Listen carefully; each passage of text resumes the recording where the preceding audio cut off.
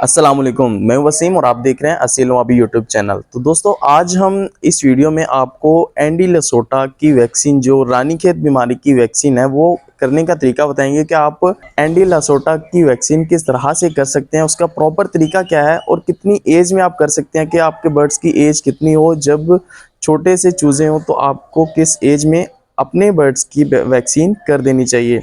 तो जो रानीखेत बीमारी है इसका इलाज बहुत कम है। 90% चांसेस होते हैं कि आपका बर्ड्स आपके पास नहीं रहता, वो ज़ाया हो जाता है। तो इस रानीखेत बीमारी की वैक्सीन मैं आज करने का तरीका आपको बताऊंगा। अगर आप वैक्सीन कर लेते हैं तो आपके बर्ड्स के बचने के चांसेस 100% रहते हैं। तो आपकी वजह से, आपकी गफलत की वजह से कोई वायरसेस आपकी केज में ना आ जाएं, अदरवाइज इनके पास बीमारी भटकेगी भी नहीं। आप अपनी तवज्जो पूरी अपनी केज के ऊपर रखें तो इंशाल्लाह आपके बर्ड्स को कोई बीमारी नहीं लगेगी अगर आपने वैक्सीन की हुई है तो सबसे पहले मैं आपको बता दूं कि अगर आपके बर्ड्स रानीखेत बीमारी के जद में आए हुए हैं, आपको लग रहा है कि उनको रानीखेत है या फिर वो वैसे ही थोड़े बहुत बीमार हैं, तो आप उनको ये वैक्सीन कभी भी नहीं करेंगे, ठीक है। क्योंकि ये वैक्सीन हेल्दी और पूरे प्रॉपर बर्ड्स के लिए होती है। इस वैक्सीन के अंदर, मतलब इस वैक्सीन में, कोई भी वैक्सीन हो दुनिया की, उस वैक्सीन में जरासीम होते हैं उस बीमारी को बचाने के लिए।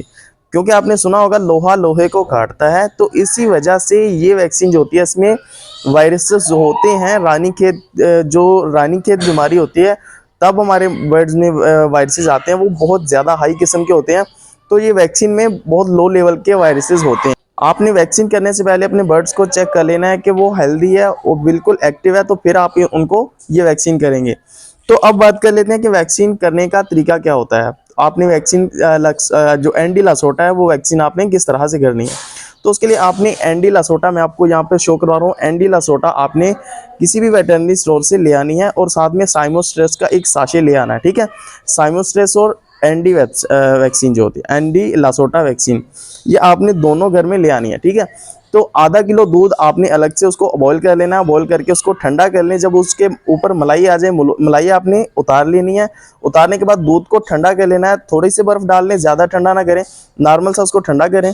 ठंडा करने के बाद आपने क्या करना है कि एंडी लासोटा की जो एक शीशी में एक गोली होती है वो आपने उस दूध के अंदर ही खोल देनी है। उसको बाहर खोल के दूध के अंदर नहीं डालना, आपकी आंखों पे कोई असर हो सकता है, तो आप उसको दूध के अंदर ही खोलेंगे, ठीक है। अगर दूध नहीं मिलता तो आपको नीली टिक्की आपको वेटरनरी स्टोर से मिल जाएगी, आप वो ले आएँ, ठीक है। बेटर है कि दूध आपको इजीली अवेलेबल होता है, आप दूध में ही इस्तेमाल करवा लें। आधा किलो दूध आपने लेना है। ये मैं 250 चूज़े की बता रहा हूँ, 250 चूज़ा, और उनकी एज 19 से 20 दिन जब हो जाए तब आपने ये वैक्सीन कर देनी है उनको, ठीक है। तो आपने क्या करना है कि आधा किलो दूध के अंदर वो शीशी खोल देनी है। खोलने के बाद उसको अच्छे तरीके से मिक्स कर लेना है और ये वैक्सीन आपने रात को करनी है। अच्छे तरीके से उसके अंदर मिक्स कर देना है। मिक्स करने के बाद आपने 20 लीटर पानी लेना है अलग से, जो अलग से साफ बर्तन में हो। फिल्टर वाला पानी हो तो बेटर है। आपको किसी भी जरासीम वाला पानी इसमें इस्तेमाल नहीं करना, क्योंकि इसमें जो वायरसेस होते हैं वो मर जाते हैं। अगर गंदा पानी लेंगे तो वो असर नहीं करेंगे, ठीक है। तो साफ पानी लेना है, वो भी ठंडा होना चाहिए। इतना ज़्यादा ठंडा भी नहीं, इतना ज़्यादा नॉर्मल भी नहीं होना चाहिए, ठीक है। ठंडे पानी में ज़्यादा वायरसेस से असर करते हैं, तो आपका बर्ड जो है वो अच्छे तरीके से इस वैक्सीन को कंज्यूम कर सकेगा। तो आपने अलग से 20 लीटर पानी लेना है साफ बर्तन में, जो कि प्लास्टिक का कोई अलग से बर्तन हो। आपने उस बर्तन में 20 लीटर पानी ले लेना है। उस 20 लीटर पानी में आपने पहले तो वो दूध डालना है। मतलब अगर दूध नहीं है तो नीली टिक्की वाला जो उसमें जो वैक्सीन मिक्स की होगी आपने वो डालनी है। अगर वो नहीं किया तो आपने दूध में जो वैक्सीन लासोटा, जो एंडी लासोटा मिक्स किया, वो वाला दूध उसमें 20 लीटर पानी में मिक्स कर देना है। अच्छे तरीके से उसको मिक्स करने के बाद ये आपकी वैक्सीन तैयार हो गई है, ठीक है।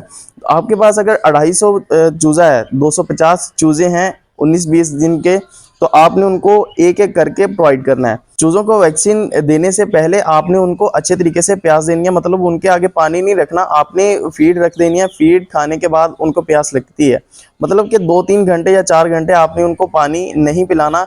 तो आपके बर्ड्स को जब प्यास लगी होगी तो वो वैक्सीन लाजमी से पिएंगे, ठीक है। तो जब उनको आप फीड दे देंगे, फीड उसके दौरान देनी है, पानी नहीं देना। उसके बाद आपने ये वैक्सीन उनके आगे रख देनी है। तो ध्यान रखें कि एक एक बर्ड्स आपका पानी पी ले, वो वैक्सीन वाला। अगर किसी ने ना पिया तो उसको बीमारी लग गई, तो उससे भी सारे बर्ड्स को, आपको सारे फ्लॉप को बीमारी लग सकती है। तो वैसे भी एक आधे बर्ड्स को जब भी कोई आप ढीला उसको देखे तो उसको अलग से कर देना चाहिए, उसको अलग से ट्रीटमेंट करना चाहिए, उसको सबसे अलग कर लेना चाहिए, ठीक है। तो ये आपने वैक्सीन उनको कर देनी है। इसके बाद वैक्सीन करने के बाद तो ये कितनी देर तक पियेंगे कि 1 घंटा बहुत है। आपके बर्ड्स के आगे पानी रखा रहे वैक्सीन वाला, आप 1 घंटे के बाद उनको उस पानी को, वैक्सीन वाले पानी को उठा लेंगे। उठाने के बाद आपने क्या करना है कि उनको स्ट्रेस से फारिग करना है। साइमो स्ट्रेस के साशे जो आपको मैंने बताया वो इस्तेमाल करवाएं, या फिर आप कोई भी इलेक्ट्रोलाइट्स इस्तेमाल करवा लें। और उनकी जो क़ुव्वत मुदाफ़त को बढ़ाने के लिए, उनका जो इम्यून सिस्टम है उसको बढ़ाने के लिए आपने कोई भी अच्छी सी आपने इलेक्ट्रोलाइट्स या फिर कोई भी विटामिन ई, विटामिन सी के कोई भी आपने कोई साशे या फिर कुछ भी ऐसा आपने अपने बर्ड्स को देना है। विटामिन ई, विटामिन सी इसके रिलेटेड, या फिर आप साइमोस्ट्रेस दे दें, ये भी अच्छा है। तो ये थी आज की वीडियो। अगर आपको वीडियो अच्छी लगी तो इसको लाइक कर दें, अगर अच्छी नहीं लगी तो डिसलाइक कर दें। अगर अभी आपका क्वेश्चन है वैक्सीन से रिलेटेड, आपने कोई क्वेश्चन करना है तो कमेंट बॉक्स में मैं आपका रिप्लाई लाजमी करूंगा। So I hope you like this video. Thank you.